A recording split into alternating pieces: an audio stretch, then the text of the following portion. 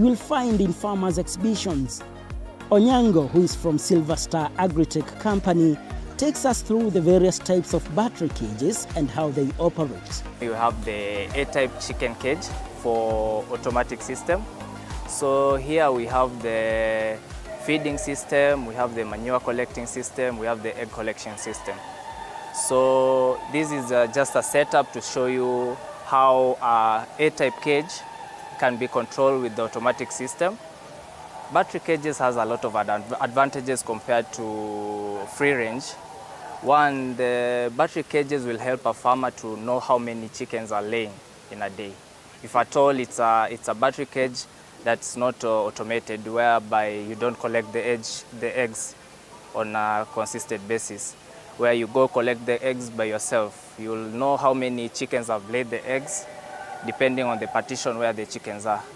So it helps you to know the production rate of your chickens. You'll also control viruses compared to free range, because you'll be able to identify if at all there's one chicken that's sick between 4, compared to maybe in a free range you have 500 and one is sick. It's very hard to identify the one that is sick on a free range. Then battery cages also ease management, because you don't have to use a lot of manpower to manage this system.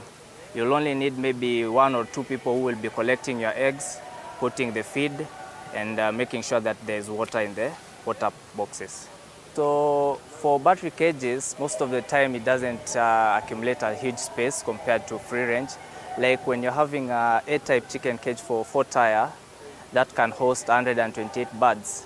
The area that it covers compared to free range, the battery cage will host more birds compared to putting it on a free range. On an area of 2.1 meters length and 2.4 meters width, that can't host 128 birds on free range. But on battery cage, you will host 128 birds comfortably and easily manageable. We are in a country where we need to increase the number of eggs and production. And you find people having a small area of land, keeping a huge number of birds, definitely will need cages to do that. Because when you're keeping in free range, you'll limit the number of production you're giving to the country. So it's all a matter of business. In terms of business, when you look at it in business-wise, the battery cage is better off. But when you're looking in terms of just the freedom of the chicken, it's better off to keep it in free range. But for business-wise, we prefer the battery cage. So let me understand about the egg collection system, I believe. Okay, the egg collection system consists of a manure belt, egg collection belt. This helps to collect the egg from the cages. The eggs are being pulled by this belt using a motor. Then the eggs are usually collected to this endpoint. This is where the collector stands, collecting the eggs, putting them on the trays or the bucket. Yeah. So that's the simplest way of egg collection through the A-type. So we have these belts connected on each tire. The below tire has its own belt which collects the eggs to the endpoint. This is the collection point for the low tire. This is for the second tire, and this for the third tire. It's advisable to the company, to its customers, anyone who is going to buy this system, at least to have like a 10,000 birds in one row for it to be cost efficient, because it uses a lot of power. Yeah. So for you to manage the cost for power, you need to also have a huge number of birds. So this is the standard 4-tire unit. So this hosts 128 layers. The cost for this one starts from 35,000. That's for one unit. One unit. It includes the installation in it, but the transportation is for the customer to transport for himself. So this one unit, it comes full with the water box, the nipples on each cube, and the feeder trough. Yeah. It's 2 meters long and 2.4 meters width, the area that it covers. Then it can host 128 layers in it. In each cube, we put 4 layers. In a cage, a chicken can eat 116 grams per day, compared to plastic feeders whereby you find that the chicken have a lot of wastage. You have to maybe fill again the feeder, plastic feeder. So you can't accumulate the amount that you're using on a plastic feeder compared to the cage. Researchers say poultry keeping through the battery cage method violates animal rights, and that the use of large quantities of drugs during the raising is another rejection factor. On that note, we take a short break. When we return, we critically look at the animal welfare side of the story. Stay with us if you can.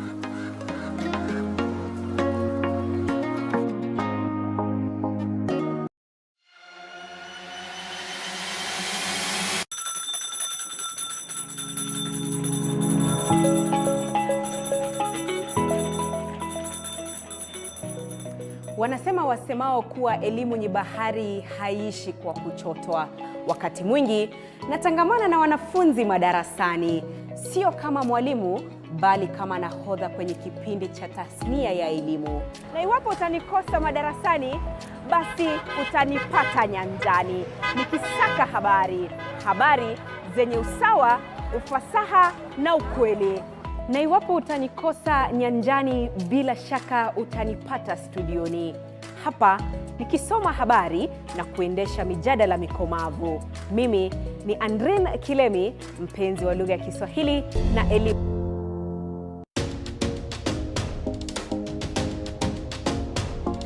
Dr. Victor Yamo is the Humane and Sustainable Agriculture Campaign Manager at World Animal Protection Africa Office. He is a veterinary surgeon who has spent a significant proportion of his career life working in various capacities within the Africa poultry industry.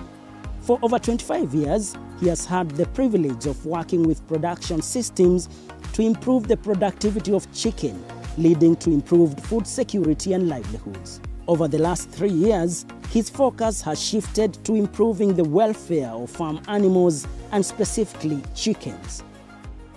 In the poultry industry, there are several things that we look at which drive welfare. We start with the basics, and the basics are about the 5 fundamental freedoms around which animals are supposed to be looked after. Freedom number 1 is freedom from hunger and thirst, which essentially looks at how do you feed the chicken, what do you feed it with, how frequently.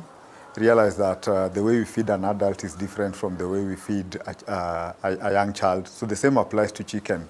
The feed that you give a day-old chick is different from the feed that you give a fully grown layer or a producing bird for that matter. Critical around feed is also water, and that's why it's freedom from hunger and thirst, because if you don't give good quality water, you then end up with a situation where the animal doesn't perform. The next critical thing is freedom from discomfort, which looks at the environment, the chicken house. Is it comfortable? Is it well ventilated? Does it have enough heat or sunlight? These are critical because if the animal is in a poorly ventilated chicken house, you end up with respiratory conditions, which then leads to a situation where it can't produce optimally. Air is very critical for us to be able to do certain things. The third one is freedom from pain, injury, and disease. And essentially, in this point, you're looking at disease control, and you realize that poultry production is one of the intensive farming systems, and around which globally we now know that there's a lot of pandemics coming from it, because it's a place where if you don't manage disease well, then it ends up in the food. Or if the disease occurs, you have to treat, and when you treat that bird, you end up with antibiotic residues or antibiotic resistance cropping up at certain levels. So that's the next important thing. Then there's freedom to express natural behavior, which essentially is to say that the chicken must behave like a chicken irrespective of the production system you're on. If it's a chicken, if it's a bird is supposed to be able to scratch, to dust bathe, it's supposed to be able to perch, it's supposed to be able to flap its wings. That's the kind of freedom you're talking about. So the housing that you provide or the production system should be sensitive to that. That's why in chicken houses you put a certain amount of litter, which allows the chicken to scratch. That's why in good chicken houses you also put enrichment, which is things like perches where the bird can perch. You also allow it to have enough space so that it's able to walk around, stroll, and do exercise. All those contribute to the wellness of the bird. And last but not least is freedom from fear and distress. And essentially at that level, you are ensuring that the animal is not undergoing any situation that causes it to have stress, because a stressed animal then underproduces. People then are also discovering that animal welfare is linked to certain things. Animal welfare is linked to food safety. If you mistreat the animal at production level, you end up with an animal that might underperform, one, but two, it will also produce poor quality products. And above that, depending on how you treat it, if it's not fed well or fed with things like maize that is rotten, like happens in some of our situations, that will end up in your product. And as an organization, we've done some research, supermarket meat testing, that showed that meat at the supermarket was also ending up with contaminated with microorganisms that could cause problems to the consumers. So those are some of the things that the country is beginning to look at. Big integrated companies are beginning to realize that animal welfare is also important for trade. Our position as an organization is that bird cage actually limits the bird's capacity, especially around freedom to express its natural behavior. When producers talk about bird cage system being very efficient, they're comparing bird cage system with a poor production system, and that then is valid. But when you're comparing bird cage systems with high welfare production systems, then you find that bird cage systems underperforms, because the bird is not being given its optimal capacity to produce. Remember earlier on I talked about freedom from stress and distress, fear and distress. If the bird is enclosed in a small space, it can't do what it's naturally supposed to do. It can't flap its wings, it can't stretch. That cage, there are 3 or 5 of them. Essentially what then happens is you end up with a very stressed animal. That stressed animal will not produce optimally. It's just like you and I. When we are sick, our production or our optimal capacity to work optimally is reduced. And that's the first thing that you notice. But also because of the bird cage system, that animal does not have an opportunity to stretch. That animal does not have an opportunity to exercise its legs. And essentially what we're finding out is that that animal ends up with a very weak leg. And if you talk to the people who buy old hens, they will quickly tell you that they even avoid buying spent hens from bird cage systems. Leading supermarkets in the world have issued statements indicating that they will only sell eggs produced under humane conditions, in a standards policy shift that is likely to lock out supplies from thousands of poultry farmers in Kenya.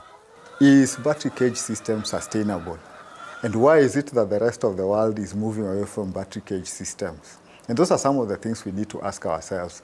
It's because the consumer is beginning to say that, no, we are not just going to use animals as a factory to produce eggs without caring about that animal. So if you are enclosing animals in small spaces for long durations of time and refusing to allow them to have their freedoms, then are we a great nation?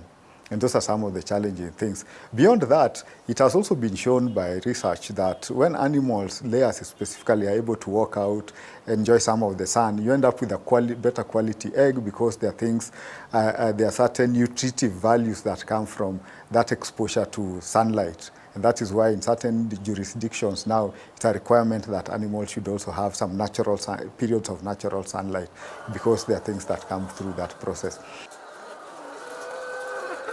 I think for us as Kenyans, the other thing that we need to look at is when big retailers are beginning to say, we will not accept bird cage systems. Are we then supporting a system that is locking our producers out of high-value markets? And remember, high-value markets does not mean I have to export. It's that supermarket or that fast food restaurant that is sitting in Nairobi or in Mombasa or in Kampala and is demanding these standards and saying that for you to supply into this production, into this retailer, this is our requirement. And part of the requirement is that the chicken must come from, the egg must come from a system that is not bird caged. And so I think those are the things, the discussions around it. I think we need to work with the farming community, and I know that one of those retailers has even said that they're phasing out gradually. They're not saying it's done immediately, it's a gradual phase out. And from where I sit, I know globally we are saying that bird cage systems should be phased out by 2030.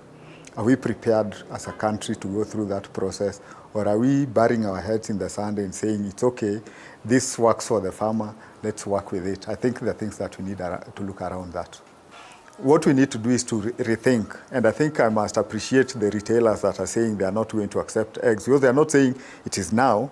They're saying we are giving you a period of time. In fact, the one you've quoted, Kafur, clearly stated in their press release that they're going to work with the farmers to meet that standard. And I think it's an international standard. And the beauty about it is that we said in our constitution that anything that we've ratified internationally becomes part of law. So essentially we are saying the battery cage issue is almost law because there are international conventions that has driven certain producers to that place where they are in. And again, it's purely based on science. I want us to accept that it's based on science. We are not saying battery cage systems are bad because people don't like them. We are also saying there's scientific evidence that is showing that the bird at the end of that production cycle is worse off than if it was in deep litter production systems. We're also saying that consumer perception is driving it. Yeah, and so to answer your question, we as an organization are saying we are working with industry, the poultry industry for that matter, to develop relevant standards and to say these are the standards around cage production systems, or as you're saying, they should not be cage production system. What is the alternative? The alternative is already there. People are producing, in this country, people are producing eggs in deep litter system. How then do we move our cage farmers to deep litter production system that meets certain welfare standards, especially international or regional welfare standards? Because that's the way we then ensure that we maintain our access to this high value market. Without that, we will be importing eggs from elsewhere because the market will quickly say we can't find eggs that are not coming from battery cage system, can we do it from somewhere? So I think the critical thing there is that the fact that the retailers are saying we can work together to get the farmer to the right space and to get to do the right thing. And we as an organization is willing to work with farmer and the poultry industry to ensure that we not only have relevant standards, but we are meeting the high welfare production system that we are talking about. Quite a debate of business versus welfare. And it will be interesting to see how this debate unfolds.